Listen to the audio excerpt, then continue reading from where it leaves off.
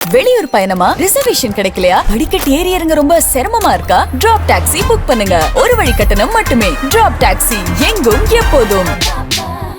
Thank you, Chairman, sir.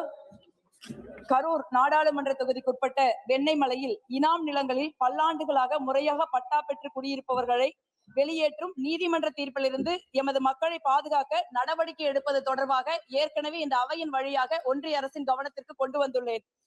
இப்பொழுது மீண்டும் பேச வேண்டிய கட்டாயம் ஏற்பட்டுள்ளது. ஒவ்வொரு வாரமும் வெள்ளிக்கிழமை பற்றிய பயத்தோடும் கண்ணீரோடும் துயரத்தோடுமே எங்கள் இரவுகள் விடுகின்றன.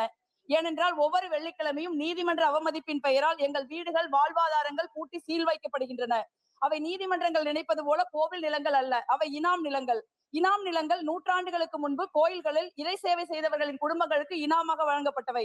ஆகவே அவை அந்த குடும்பத்தினருக்கே சொந்தம். அந்த குடும்பத்தினர் பெயரில் முறைப்படி மகைமாற்றம் செய்யப்பட்டுள்ளது. 30 ஆண்டுகளுக்கு முன்பே இனாம் நில உரிமையாளர்களுக்கு முறையாக பட்டாக்கள் வழங்கப்பட்டுள்ளன. மக்கள் முறையாக பணம் செலுத்தி வீட்டு மனைகள் வாங்கி வீடு கட்டியுள்ளனர். அரசே முறையாக பத்திரப்பதிவு செய்துள்ளது. முத்திரைத்தாள் கட்டணம் பெற்றுள்ளது. பல ஆண்டுகளாக வரி வாங்கி ரசீது வழங்குகிறது.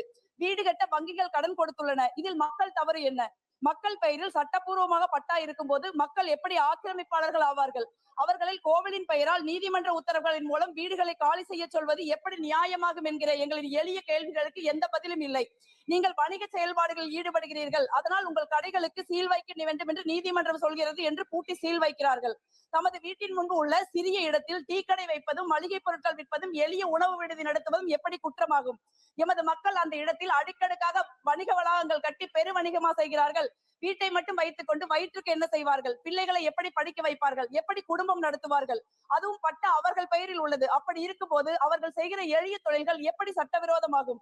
இந்த பிரச்சனை வெண்ணெய்மலை, புகழிமலை, வெஞ்சமாங்குடலூர் பகுதிகளோடு நிற்கவில்லை. கரூர் மாவட்டத்தில் அடுத்த 20 கோவில்களின் பெயரில் அதே நபர் நீதிமன்றத்தில் இப்படியே போனால் சேர பேரரசில் பேரோடும் புகழோடும் இருந்த எங்கள் கரூர் மாவட்டமே இருக்காது. அப்படி ஒரு சூழ்நிலை ஏற்படாமல் தடுக்க வேண்டிய பொறுப்பு மத்திய மாநில அரசுகளுக்கு உள்ளது. மக்களை பாதுகாக்க தமிழ்நாடு அரசு வெளியிடும் அரசு ஆணை கூட 2 மணி நேரத்தில் நீதிமன்ற தடை உத்தரவால் செயலற்றதாக்கப்படுகிறது. எம் மக்களின் கண்ணீரும் துயரமும் நெஞ்சை உருக்குவதாக உள்ளது. ஒரே ஒரு மசோதாவில் காஷ்மீர் என்கிற மாநிலம் யூனியன் பிரதேசம் ஆகும் போது இந்த எளிய வெண்ணெய்மலை மக்களின் பிரச்சனையை அரசு தீர்க்க முடியாதா? இப்பிரச்சனை கரூர் நாடாளுமன்ற தொகுதியில் மட்டுமல்லாமல் தமிழ்நாடு முழுவதும் பல்வேறு கோவில் நிலங்கள், இனாம் நிலங்கள், வீடுகள் பல்வேறு இடங்களில் 13 லட்சம் ஏக்கரில் பிரச்சனைக்குரியதாக மாறியுள்ளது.